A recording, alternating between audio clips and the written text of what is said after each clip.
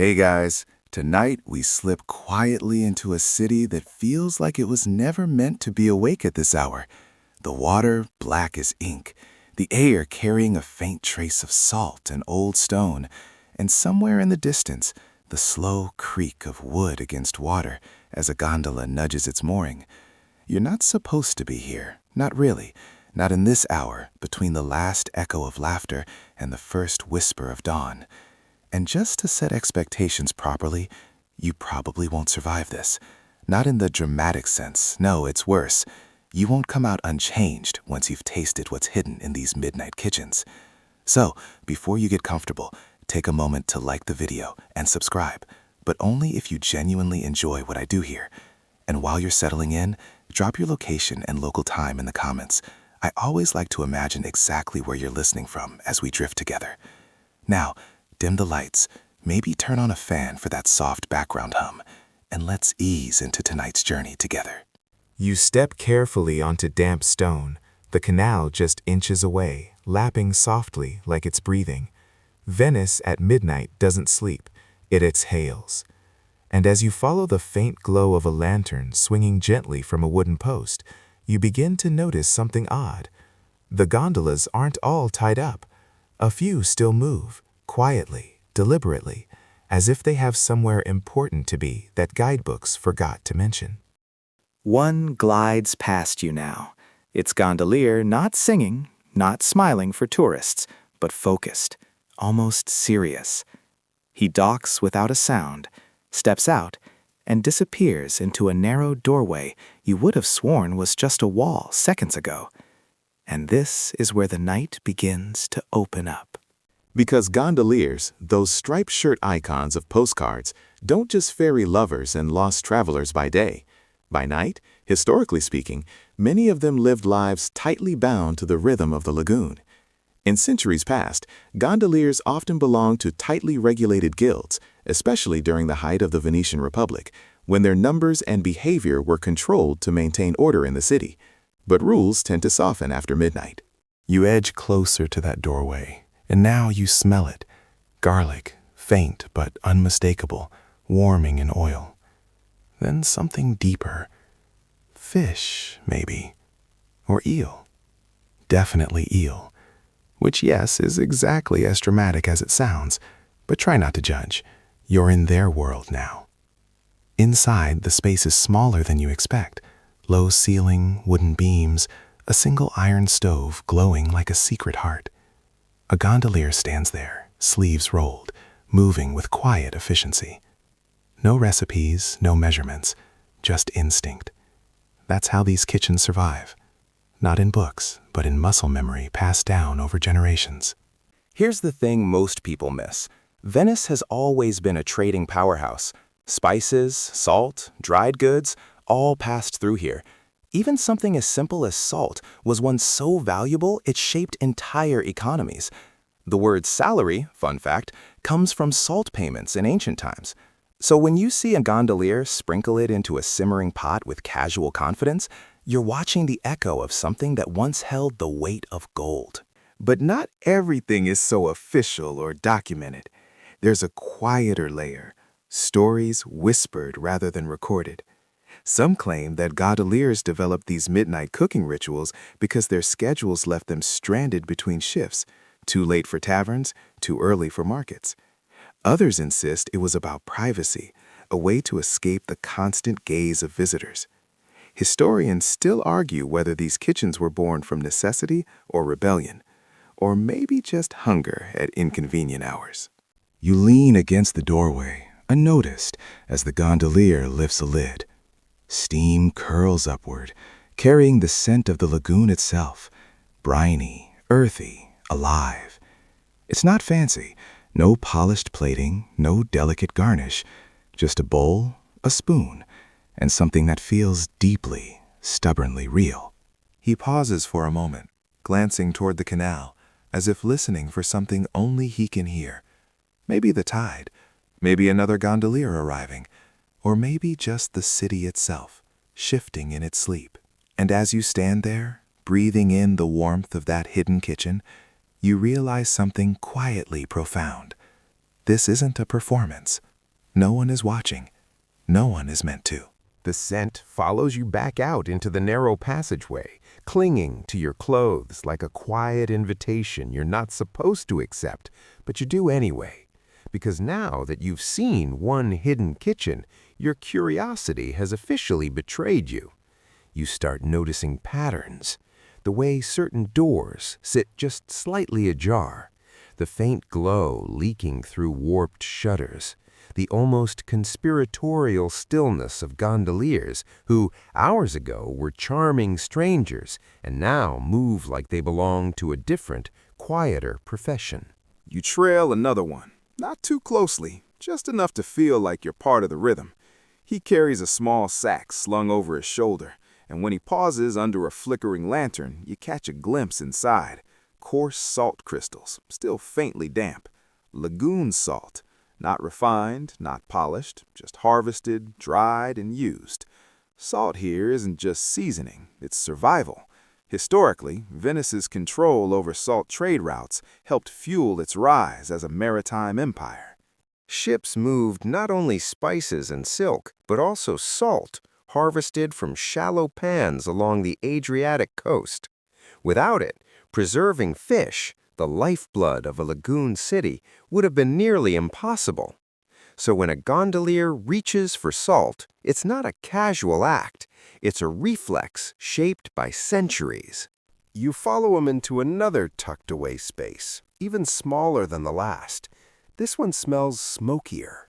There's a low fire burning beneath a blackened pot, and beside it, strips of fish hang from a line, gently curing. It's quiet, except for the soft crackle of wood and the occasional drip of water somewhere unseen. He doesn't notice you, or pretends not to. Either way, you're allowed to stay. Tonight's dish seems simpler. Fish, salt, maybe a splash of something acidic, wine or vinegar. It's hard to tell. The ingredients reflect what the lagoon offers freely. Eel, sardines, cuttlefish. Nothing wasted, everything respected. Gondoliers, after all, have always depended on the water not just for income, but for food. In older times, many supplemented their diets with whatever they could catch between fares, turning necessity into quiet culinary tradition. But then there are the small surprises. He reaches into his pocket and pulls out a pinch of something darker, pepper maybe, or a ground spice you can't quite identify. That's the trade network showing itself again. Venice, at its peak, was a gateway between East and West, funneling spices from as far as India and the Middle East into Europe. Even now, echoes of that history linger in unexpected places, like a gondolier's midnight stew. You watch as he stirs, slow and steady, the motion almost hypnotic. It matches the rhythm of rowing, you realize. Pull, pause, glide. Stir, pause, breathe. The body remembers patterns, and those patterns slip into everything, cooking included. There's a faint smile on his face now, like he's remembering something. Maybe a joke shared earlier, maybe a passenger who tipped well, or maybe just the quiet satisfaction of making something warm in a city that's mostly stone and water. And here's a strange little tidbit. Some locals once believed that certain lagoon fish, especially eel, carried protective qualities. Eating it was said to guard against bad luck on the water. Superstition? Almost certainly. But when your entire livelihood depends on currents, weather, and balance, you don't ignore small rituals. You lean into them. Historians still argue whether these beliefs were deeply held or just comforting habits passed down without question. But watching him now, you get the sense that belief doesn't need proof, it just needs repetition. The stew thickens. He dips a piece of rough bread into it, tastes, nods. No measuring spoons, no second guessing, just a quiet agreement between him and the pot. You notice something else, too. There's no rush here, no urgency. The city outside might run on schedules and expectations, but in this room, time feels stretched, like it's been gently pulled apart to make space for something slower. And as the smoke curls upward, carrying that rich, salty aroma into the rafters, you realize this isn't just cooking. It's a kind of memory, simmering. You don't leave right away, not when the scent of that stew is still drifting through your thoughts, not when the quiet rhythm of stirring has somehow synced with your breathing. Instead, you linger just outside, where the canal presses close like a dark mirror, and you notice another gondolier settling onto a low wooden stool with something far simpler in his hands. Bread. Just bread. Rough, uneven, the kind that looks like it's lived a life already. He tears into it without ceremony, dips it straight into a shallow bowl filled with cloudy liquid, and takes a slow bite. No garnish, no flair, and yet somehow it feels just as important as the simmering pots you've been watching. You step closer, carefully because the stone here is slick, and catch the smell. Salt again, but softer this time, mixed with something faintly sour, maybe vinegar, maybe wine that's been sitting just a little too long. It's humble, almost stubbornly so. This is where you begin to understand something essential. Not every midnight recipe is about complexity. Some are about endurance. Historically, Venetian workers, gondoliers included, relied heavily on simple, durable foods that could last through long hours. Bread, especially, was a staple, often baked dense and slightly dry so it wouldn't spoil quickly in the damp air. Dipping it into salted water, broth, or leftover cooking liquid wasn't just about flavor. It was about making it edible again, reviving it, giving it a second life. And here you are, watching that exact ritual unfold centuries later, like nothing ever really changed. He notices you this time. Not startled, not annoyed, just a brief glance, as if to say, "You're still here?" Then, without a word, he gestures faintly with the bread, not offering exactly, just acknowledging. You nod back, because somehow that feels like the correct response. There's a quiet humor to it, too. Imagine traveling all this way, sneaking through midnight alleys, only to end up watching a man dip stale bread into salty liquid like it's the most important meal in the world. Michelin inspectors would probably faint. But you get it now. Because it's not about impressing anyone. It's about getting through the night. A faint bell rings somewhere in the distance, soft, hollow, echoing across the water. Maybe a church marking the hour. Maybe just the city reminding itself that time is still moving, even if it doesn't feel like it. The gondolier takes another bite, slower this time, and you notice the way he closes his eyes for just a second. Not dramatically, just enough to register the taste, the warmth, the familiarity. There's a story here, you can tell. Not written down, not spoken aloud, but carried in the repetition of the act itself.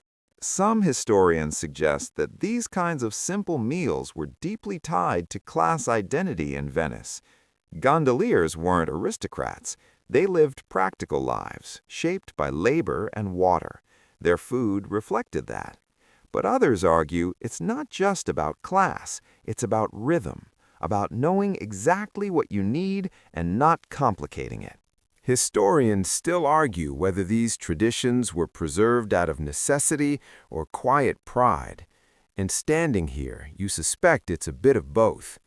A breeze slips through the alley, carrying a chill that settles into your sleeves. You hadn't noticed the temperature dropping, but now it's undeniable.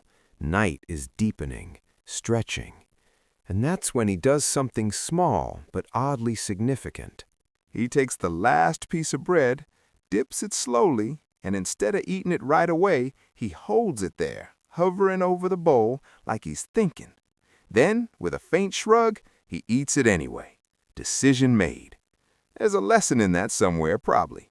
Or maybe it's just hunger winning, which honestly feels more relatable. You glance back toward the canal, where the water moves almost invisibly now, just a soft shifting of shadows. Somewhere out there, more gondoliers are finishing their routes, tying up their boats, slipping into doorways like the ones you found. More kitchens, more quiet meals. And more moments like this, unremarkable on the surface, but somehow carrying the full weight of a life lived between tides. You realize with a kind of gentle certainty that these midnight recipes aren't really recipes at all.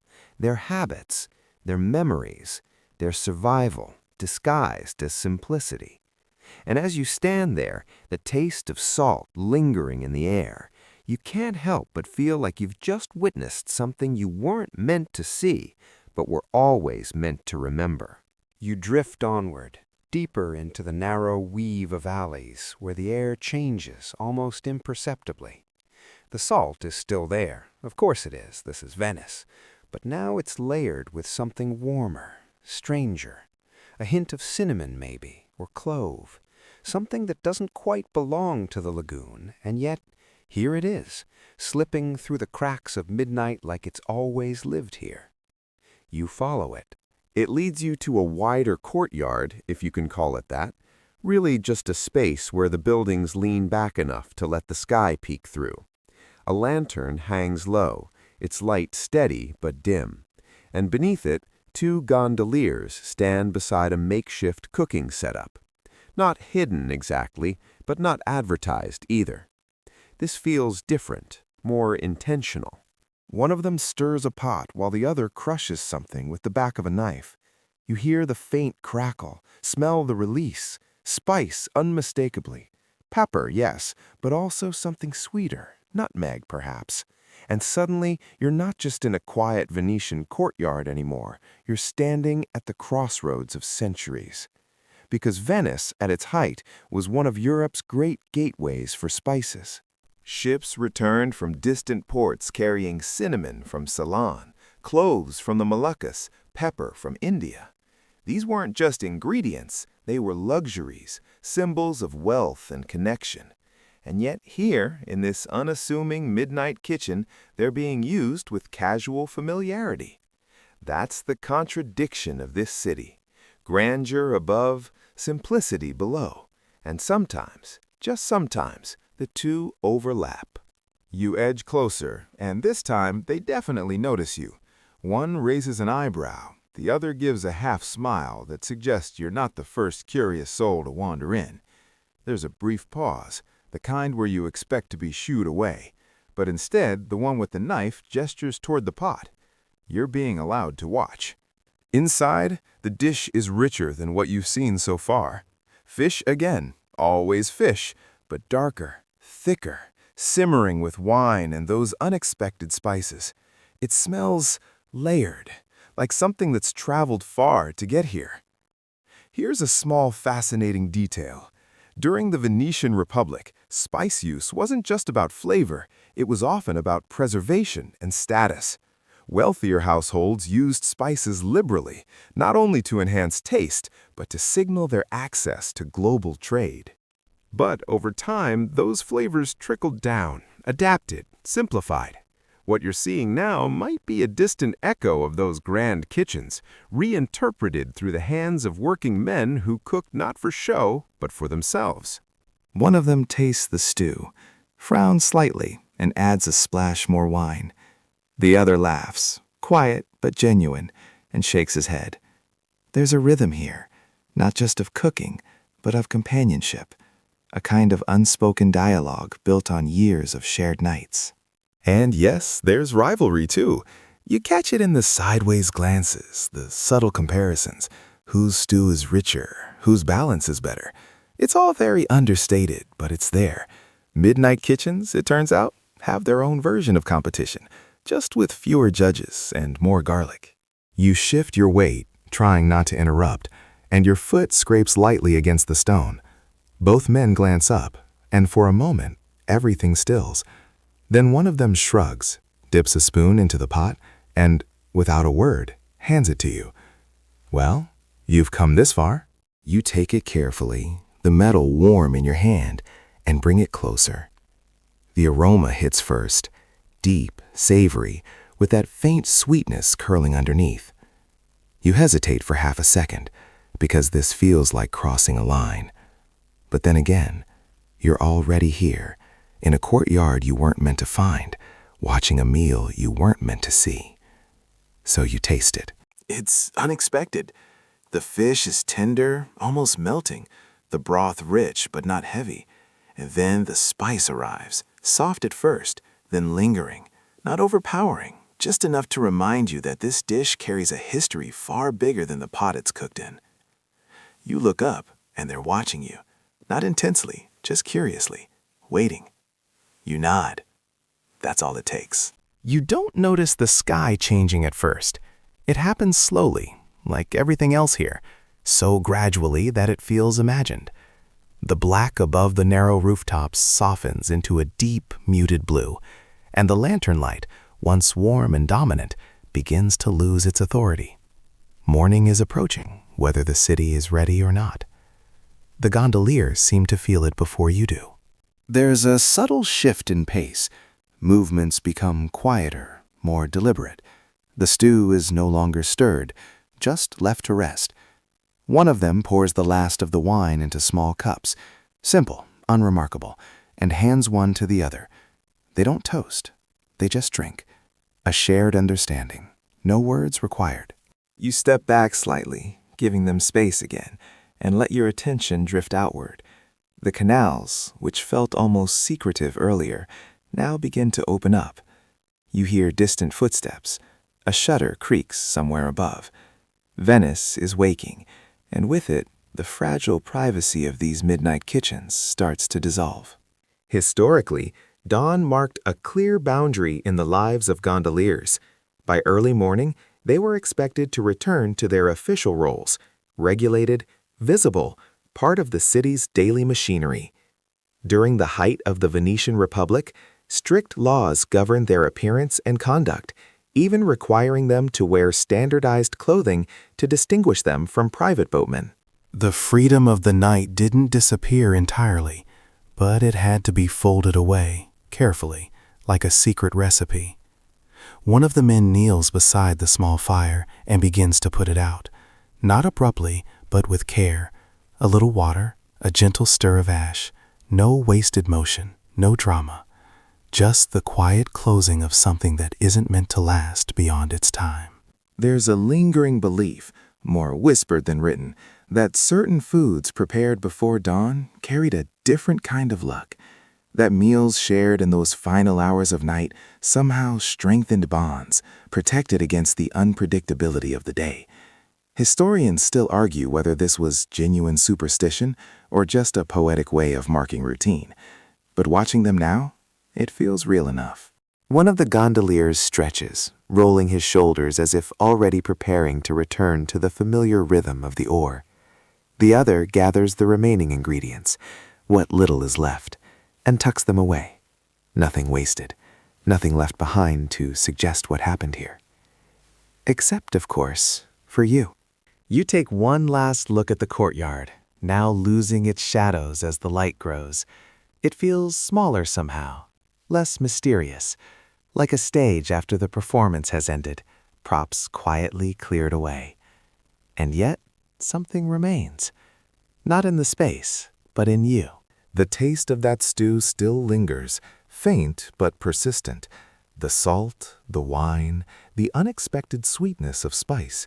It's not overwhelming, just enough to remind you that it happened. You step back into the alley, retracing your path without really thinking about it. The canals are no longer black mirrors, they're soft, shifting blue.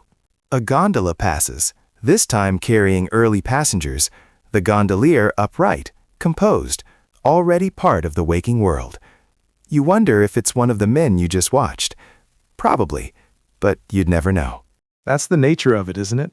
These midnight kitchens don't leave traces. No menus, no records. Just habits carried in hands and memories passed without words. Like that bread dipped in brine you saw earlier. Simple, unremarkable, and yet somehow impossible to forget. And yes, still not winning any culinary awards, but that's beside the point. There's a quiet humor in it all, too. The idea that behind every elegant gondola ride, behind every polished tourist moment, there's a hidden layer of late-night cooking, soft laughter, and improvised meals. It's almost comforting, like discovering that even the most iconic places have their unguarded human side. You reach the edge of the canal where you first began, and for a moment, you just stand there. The water moves gently, reflecting the pale sky. The city is fully awake now, or close enough. The spell is breaking. But not entirely, because you carry it with you. The rhythm of stirring, the warmth of hidden fires, the quiet companionship of those who cook not to impress, but to endure. And as you let that settle, the pace of everything softens. The sounds grow distant. The edges blur just a little. You can almost feel the warmth of those kitchens again, the gentle rise of steam, the steady presence of something simple and sustaining. And it's okay to let that feeling linger, to let the night stretch just a little longer in your mind, even as the morning arrives, to drift, to rest. To remember that somewhere, in a narrow alley you'll never quite find again, a small fire burned through the dark, and for a while, you were there. And now, you can let it fade. Slowly, gently, like the last ripple on quiet water.